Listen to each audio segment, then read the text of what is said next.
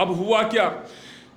ہوا یہ کہ قحط پڑا، بارش نہیں ہے، پانی نہیں ہے.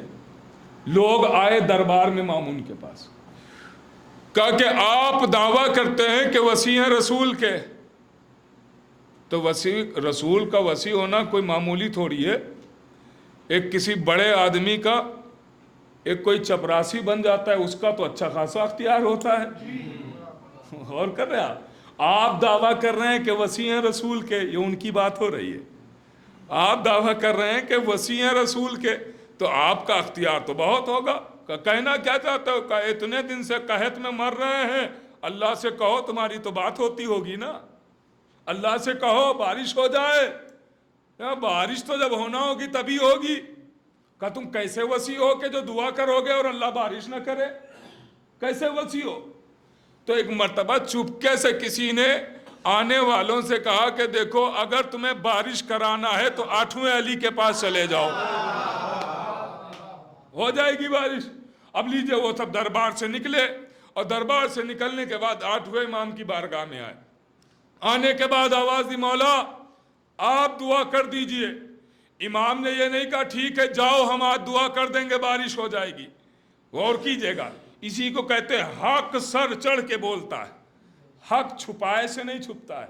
لیجئے امام نے یہ نہیں کہا کہ میں دعا کر دوں گا بارش ہو جائے گی. کہا ایسا ہے کل سب کو اعلان کر دو پورے شہر میں کہ کل فلاں میدان میں سب جمع ہو جائیں اور میں دعا کروں گا بارش ہوگی. اللہ اکبر، میں دعا کروں گا بارش ہوگی. لیجئے اعلان ہوا، سب میدان میں جمع ہو گئے. اب تاریخ کہتی ہے کہ امام چلے، سر پر رسول کا امامہ، تن پر رسول کی قبا، دوش پر رسول کی ردا، ہاتھ میں رسول کا عصا. اس شان سے امام چلے، میدان میں آئے. اب روایت کہتی جب امام میدان میں پہنچے ہاتھوں کو بلند کیا، ابھی اٹھے ہوئے ہاتھ نیچے نہیں آئے تھے کہ بادل آنا شروع ہو گئے. لوگ بھاگنے لگے. امام نے کہا بھاگو نہیں، یہ یہاں کے لیے نہیں ہے، یہ تو فلاں بستی کے لیے ہے. اللہ اکبر، اللہ اکبر. کوئی بات ختم ہو رہی ہے؟ یہ یہاں کے لیے نہیں، فلاں بستی کے لیے. روایت کہتی ہے کہ ایسا ہی 7 بادل آئے. امام نے کہا یہ فلاں بستی کے لیے، یہ فلاں بستی کے لیے، یہ فلاں بستی کے لیے.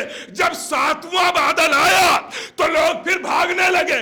امام نے کہا دیکھو بھاگو دوڑو نہیں، یہ ہے تو یہی کے لیے، مگر تب تک اس سے ایک بوند زمین پر نہ آئے گا جب تک تم میں سے ایک ایک فرد گھر نہ پہنچ